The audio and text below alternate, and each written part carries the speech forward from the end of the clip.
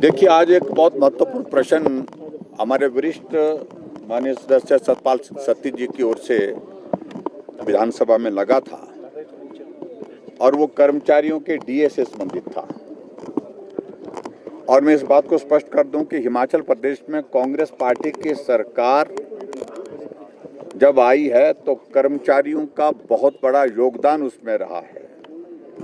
कर्मचारी हितैषी कांग्रेस पार्टी है, ये एक तरह का भ्रम उनने कर्मचारियों के बीच में फैलाया था और उसकी अब पोल खुल गई। सीधी सी बात है कि जब मुख्यमंत्री हाउस के अंदर बोलते हैं तो वो एक कमिटमेंट गवर्नमेंट की होती है, एक एश्योरेंस गवर्नमेंट की होती है। और बजट भाषण में कोई बात अगर कही जाती है, अनाउंस की जाती है, तो वो अनाउंसमेंट जो है वो टॉप प्रायोरिटी पर होती है, वो कमिटमेंट होती है, फुल एंड फाइनल कमिटमेंट होती है। अब की बार बजट प्रस्तुत करते हुए मुख्यमंत्री जी ने कहा था कि मई के महीने में डीए की किस्त जारी कर दी जाएगी, लेकिन मई बीत गया, जून बीत गया, जुलाई बीत गया और अगस्त जो है ये भी बीत गया। अभी तक वो डीए की किस्त कर्मचारियों को नहीं मिल पाई। कर्मचारी भाई बार बार इस बात को लेकर के अपनी बात उठा रहे हैं, मांग कर रहे हैं कि डीए की किस्त जो आपने कही थी वो तो जारी करो। और अभी तक डीए की किस्त जो है 4+4+3 यानी कि 11% जो है डीए की किस्त देने को हो गई। अगर उसको अमाउंट की शेप में अगर हम कहें, लगभग 2000 करोड़ रुपए से ज्यादा की लायबिलिटी कर्मचारियों की डीए की ही बन गई है और वर्तमान सरकार अभी तक उसमें दे नहीं पा रही है। वैसे तो ये प्रिविलेज का भी विषय बनता है, क्योंकि अनाउंसमेंट मुख्यमंत्री हाउस में करते हैं और उस कमिटमेंट को पूरा नहीं करते हैं, उस एश्योरेंस को पूरा नहीं करते हैं, वो एक प्रिविलेज बनता है। और निश्चित रूप से एक नहीं अनेकों घटनाएं ऐसी हो चुकी हैं जहां हिमाचल प्रदेश की विधानसभा के अंदर माननीय मुख्यमंत्री द्वारा अनाउंसमेंट की गई, एश्योरेंस दी गई, लेकिन अभी तक भी पूरी नहीं हुई है। लेकिन आज जब इस विषय को लेकर के हमने सप्लीमेंट्री मांगी, 2 सप्लीमेंट्री के बाद तीसरी सप्लीमेंट्री देने के लिए विधानसभा के अध्यक्ष महोदय तैयार नहीं थे। मुझे कोई कारण, कोई वाजिब कारण नहीं लगता था और खासतौर से विपक्ष के नेता होने के नाते मुझे जब सप्लीमेंट्री देने के लिए कहा गया तो मुख्यमंत्री का जवाब राजनीतिक दृष्टि से सामने से आया। कहा कि 10,000 से ज्यादा एरियर जो है आपकी गवर्नमेंट का देने को रहा था।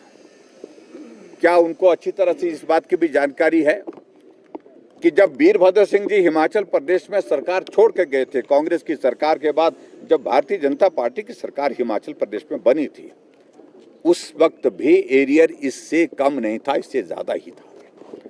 और वो एरियर अगर क्लियर किया है वो भारतीय जनता पार्टी की सरकार ने किया है। अगर हमारी सरकार के दौरान अगर एरियर बचा है, वो हमेशा बचता है, तो अगली सरकार की वो जिम्मेवारी बनती है जो सरकार सत्ता में आती है। तो जिम्मेवारी सुख की सरकार, व्यवस्था परिवर्तन की सरकार की थी, जो जिम्मेवारी उन्होंने नहीं निभाई। इसलिए आज जब हम इस बात को लेकर के जब मुख्यमंत्री राजनीतिक प्रश्न के मतलब राजनीतिक उत्तर दे रहे थे सारी चीज का, तो हमने कहा ये उत्तर नहीं हो सकता है। आप पहले यही बताइए कि जो आपने बजट अनाउंसमेंट की थी वो कब तक पूरा कर रहे हैं। हम आने वाले समय में करेंगे, जब आने वाले समय में करेंगे, तो ये कोई उत्तर नहीं बनता है। आर्थिक स्थिति जब ठीक होगी, और आर्थिक स्थिति ठीक होने की संभावना अभी तक कई वर्षों तक नहीं है और वर्तमान सरकार के कार्यकाल में तो बिल्कुल भी नहीं है। ऐसी सूरत में क्या ये मान करके चले कर्मचारी कि आर्थिक स्थिति इस सरकार में ठीक नहीं होगी, इसलिए डीए की किस्त जो है नहीं मिलेगी? तो ये बात आज जब हमने पूछी तो उसका उत्तर उन्होंने जब नहीं दिया, और खास तौर से जब आर्थिक स्थिति के लिए हमको जिम्मेदार ठहराते हैं, उनको इस बात को समझना चाहिए कि रेवेन्यू डेफिसिट ग्रांट का जिक्र कर रहे थे। रेवेन्यू डेफिसिट ग्रांट जो है फाइनेंस कमीशन ने ऐसा नहीं है कि लास्ट में अनाउंस की थी, पहले अनाउंस की हुई थी और वो हर साल टेपर डाउन होनी थी, कम होनी थी। अपनी कमिटमेंट, अपने वादे, अपनी घोषणाएं उसके हिसाब से उनको करनी चाहिए थी। ये सदन के सदस्य थे जो वर्तमान में मुख्यमंत्री हैं, उस वक्त विपक्ष में थे, तो उस वक्त इनको इस बात को समझना चाहिए था। लेकिन हमारा कहने का मतलब यही है कि जो कमिटमेंट की थी, जो घोषणा की थी, जो एश्योरेंस दी थी, उस एश्योरेंस को कब तक पूरा करेंगे, इसका कोई जवाब उनकी ओर से जब नहीं मिला, तो ऐसी सूरत में जो कहा बार बार कि जब स्थिति सुधरेगी, स्थिति तो सुधरेगी नहीं, तो इसका मतलब है कि इस सरकार के कार्यकाल में डीए की किस्त जारी नहीं होगी। और ऐसी स्थिति में कर्मचारियों के हित को ध्यान में रखते हुए हम सदन से वॉकआउट करके आए।